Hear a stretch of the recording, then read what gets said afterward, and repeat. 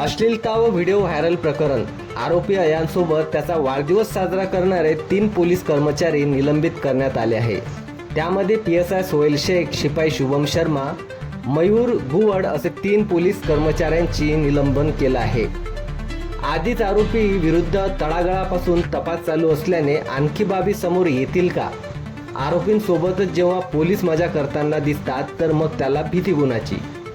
देशभरात अश्लीलतेचा व video viral प्रकरण ताकदीने गाजत आहे. अशा वेळेला आरोपी यांसोबत आणखी कोणते मोठे तार जुळतात हे बघणं आहे. आरोपी पोलीसच नाही तर राजकारणी नेत्यांच्या संपर्कात असल्याने त्याला पाठबळ मिळत असेल असं नागरिकांचं मत आहे. 6 पोलिसांची तडकाफडकी बदली व 3 पोलिसांचं निलंबन झाल्याने